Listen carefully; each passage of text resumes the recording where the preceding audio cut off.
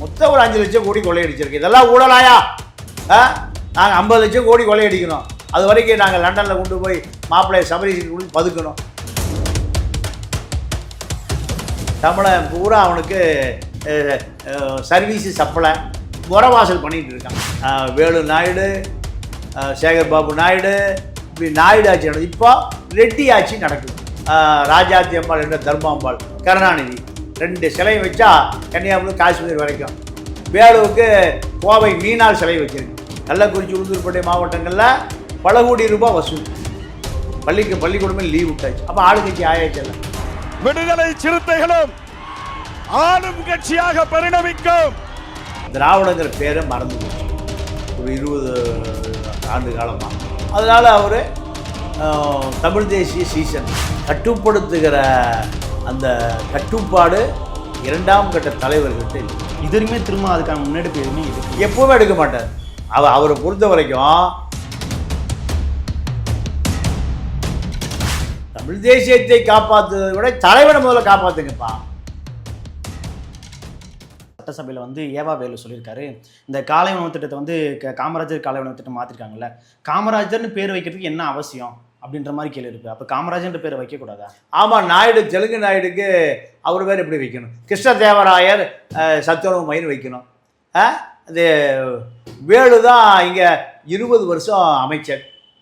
தெலுங்கு வேலு. தமிழன் பூரா அவனுக்கு சர்வீஸு சப்ளை முறவாசல் பண்ணிகிட்டு இருக்கான். அதுக்கு திமுக தான் காரணம். திமுகவை ஒழிக்கணும். முதல்ல நாயுடு ஆட்சி நடந்தது. வேலு நாயுடு, சேகர் பாபு நாயுடு, இப்படி நாயுடு ஆட்சி நடந்தது. இப்போ ரெட்டி ஆட்சி நடக்குது. விசுலு ரெட்டி, ஆதவர்ஜுன் ரெட்டி, அபிரேஷ் ரெட்டி, கர்நாடகாவில் டெல்லி பிரதிநிதி வெங்கடராமாயண ரெட்டி ஆட்சி நடக்குது. அதனால் காமராஜ் சிலையெல்லாம் எடுத்துருங்க. எடுத்துட்டு வேலு சிலையை வைங்க. தமிழன் சொர்ணக்கட்ட தமிழன் வச்சாலும் வைப்பான். அவர் சொல்கிற வெளிப்படையாக சொல்கிறாரு, கன்னியாகுமரி முதல் சென்னை வரைக்கும் ஃபுல்லாக கலைஞருடைய சிலை தான் இருக்கணும் அப்படின்ற மாதிரிலாம் சொல்லியிருக்காரு. கலைஞர் சிலை இருக்கணும், பக்கத்தில் தர்மாம்பாள் சிலை இருக்கணும், இந்த பக்கம் விஜயகுமாரி சிலை இருக்கணும். விஜயகுமாரி SSR பொண்டாட்டி விஜயகுமாரியை கெடுத்தது அவர் தான். இந்த பக்கம் விஜயகுமாரி, இந்த பக்கம் ராஜாத்தி அம்பாள் என்ற தர்மாம்பாள், கருணாநிதி 2 சிலை வச்சா கன்னியாகுமரி காஷ்மீர் வரைக்கும். வேலுவுக்கு கோவை மீனாள் சிலை வச்சுருங்க, மீனாம்பாள் அந்த மாதிரி சிலை வச்சுருங்க. மானங்கெட்ட பயலுங்க. இவனுக்கு தான் கோடி கணக்காக கொள்ளையடிச்சு வச்சுருக்கான். இவனுக்கு சொரணையே இல்லை இந்த தமிழனுக்கு. அப்படி தான் ஓடும். அது ஊழல்னு ஒரு வார்த்தை சொன்னாலே திமுக காரர்கள் ரொம்ப கொந்தளிக்கும். ஆமாம், நீங்கள் ஊழலுக்கு எங்களெல்லாம் சொல்லலாம். அதிமுக கூட கொஞ்சம் அமைதியாக இருக்காங்க, ஆனால் திமுக தான் ரொம்ப கொந்தளிக்கிறாங்க. ஆமாம், அப்புறம் நீங்கள் ஊழல்னு சொல்லாமல் நாங்கள் வந்து குடிகாரர்களுக்கு கூட என்ன சொன்னோம், மது விரும்பிகள்னு சொன்னோம். நாங்கள் ஊழல் மொத்தம் ஒரு 5 லட்சம் கோடி கொள்ளையடிச்சிருக்கு. இதெல்லாம் ஊழலாயா? நாங்கள் 50 லட்சம் கோடி கொள்ளையடிக்கணும். அது வரைக்கும் நாங்கள் லண்டனில் கொண்டு போய் மாப்பிள்ளையை சபரிக்கு கொண்டு பதுக்கணும். அதுக்கு நடுவில் இப்போ இன்னொரு 5 வருஷம் கொடுத்துருந்தீங்கன்னா எங்கள் டார்கெட் ஃபுல்லாக இருக்கும். ஒரு 50 லட்சம் கோடி. அம்பானி அதானியே 5 லட்சம் கோடி தான் வச்சுருக்கான். விட்டா அது மாதிரி 2-3 மடங்கு திருடிருப்பானுங்க. எவன் திருடுனா என்ன? எவனுக்கு கோபம் வருது, எவனுக்கு சொர்ணம் வருது. சரிங்க ஐயா, இப்போது நேற்று திருமாவளவன் மாநாடு நடத்தினார்ல, மாநாட்டில் வந்து 3 மாதம் கழித்து இதன் பிறகு பார்த்தீங்கன்னா நாம் இத்தனை நாள் வந்து ஆளும் கட்சியோட கூட்டணியாக இருந்துட்டோம், இதுக்கப்புறம் நாமளும் ஆளுங்கட்சி ஆகலாம், இதன் பிறகு நம்மளோட பயணம் வந்து விஜய் அவர்களோட தான் அப்படின்ற மாதிரி திருமாவளவன் சொல்லியிருக்காரு சார். இல்லை, அவருக்கு இப்போ அமைச்சர் ஆகிட்டாங்க, வன்னி அமைச்சர் ஆகிட்டாரு. இப்போது பள்ளிக்கூடத்துக்கு லீவெல்லாம் விட்டாங்க. நிறைய வசூல். ஆளுங்கட்சி தானே. கள்ளக்குறிச்சி, உளுந்தூர்பேட்டை மாவட்டங்களில் பல கோடி ரூபாய் வசூல். பள்ளிக்கூடமே லீவ் விட்டாச்சு. அப்போ ஆளுங்கட்சி ஆயாச்சல்ல. ஆளுங்கட்சி கூட்டணி தான் இருக்காங்க. அதனால் 5 ஆண்டு காலம் இப்படி தான் கூட்டணி. இது போன்ற பள்ளிக்கூடம் லீவ் விடுவாங்க, பல கோடி வசூல் பண்ணுவாங்க. அப்போ தமிழ் தேசியம் பிறந்துருச்சல்ல. அடுத்த ஆகஸ்ட் 17 பிறந்தநாள் வரும்போது மீண்டும் தமிழ் தேசியம் வரும். 5 வருஷத்துக்கு 5 தமிழ் தேசியம் வருமா மாநாடு வரும். வட இந்தியா வேலைக்காரன் பூரா இங்கே வேலைக்கு வந்துடுவான். டிரான்ஸ்போர்ட்டில் பூரா இப்போது மாநில அரசே யூபி கம்பெனிக்கு தான் டெண்டர் விட்டுருக்காங்க. அங்கேருந்து எல்லாம் இந்திக்காரன் பூரா பஸ்ஸில் கண்டக்டாக வந்துடுவோம். அதுதான் தமிழ் தேசியம். இல்லையா, தமிழ் தேசியம் வரும்போது என்ன ஒரு கேள்வி வருதுன்னா, இதுக்கு முன்னாடி ஒரு மேடையில் வந்து சோழன் வந்து தமிழனே இல்லை அப்படின்ற மாதிரிலாம் திருமாவளவன் சொன்னார். அவரு தமிழ் தேசிய எழுச்சி மாநாடு நடத்துறாரு. அதுதான் சந்தேகம். இல்லை, அதாவது இங்கே இப்போ சீசன் தமிழ் தேசிய சீசன் தான். திராவிட முற்போக்கு திராவிட கழகம் 2005ஓட விஜயகாந்த் திராவிட கழகம், அவர் தெலுங்கு நாயுடு, அதோடு முடிஞ்சு போச்சு. 2009 வந்து சீமான் நாம் தமிழர். 2023 வந்த விஜய் வெற்றி கழகம். அப்போது திராவிடங்கிற பேரை மறந்து போச்சு ஒரு 20 ஆண்டு காலமாக. அதனால் அவர் தமிழ் தேசிய சீசன், தமிழக வெற்றி கழகம், நாம் தமிழர், இதில் திராவிடமே இல்லை. திராவிடத்தை ஒழிப்பதான் என்னுடைய வேலை. சீமானுக்கு அதான் கொள்கை, விஜய்க்கு அதான் கொள்கை. திராவிடத்தை வேறறிப்பதே என்னுடைய வேலை. இப்போ இவர் பார்த்தாரு. அடுத்து இப்போ திரும்ப தமிழ் தேசிய அரசியல். ஆகஸ்ட் 17 ஒரு பிறந்த நாள். ஒவ்வொரு ஆகஸ்ட் 17 வரும்போதும் தமிழ் தேசியம் வந்து இப்போ திராவிடம் அடித்ததுனால தமிழ் தேசியத்துக்கு அதுதான்.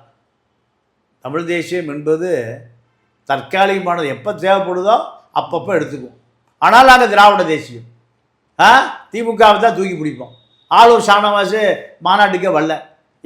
அமைப்பு செயலாளரை எங்கே இருக்கார்? திராவிட தேசியத்தில் இருக்கார்.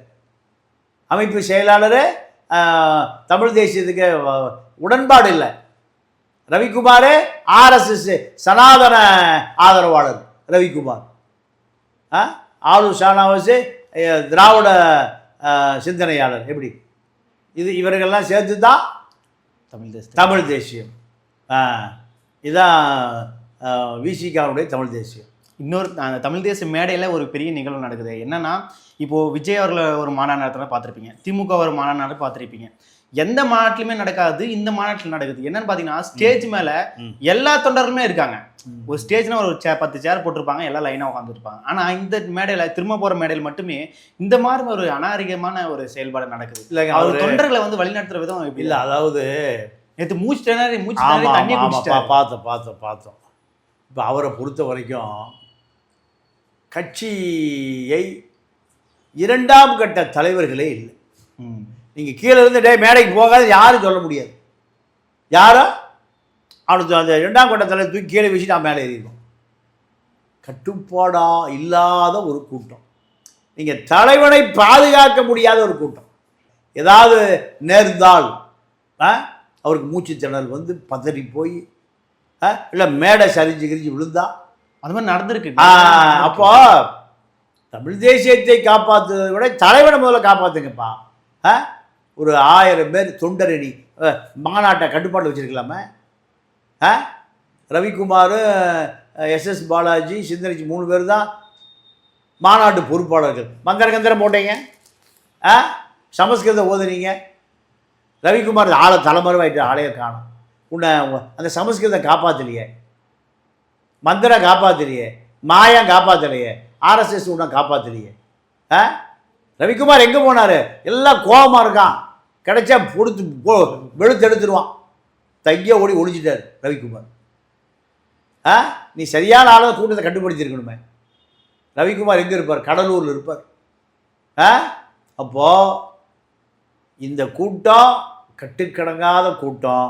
ஆனால் இதை கட்டுப்படுத்துகிற அந்த கட்டுப்பாடு 2ஆம் கட்ட தலைவர்கள்ட்ட இல்லை. இது வரைக்குமே திரும்ப அதுக்கான முன்னெடுப்பு எதுவுமே எடுக்கல, எப்பவுமே எடுக்க மாட்டார். அவரை பொறுத்த வரைக்கும் அவர் நிம்மதியாக உட்காந்து சாப்பிடவே முடியாது. ஒரு ஆள் வந்து சாம்பார் ஊற்றுவான், சாப்பிட்டுட்டு இருக்கிற இடத்துல பாசம்.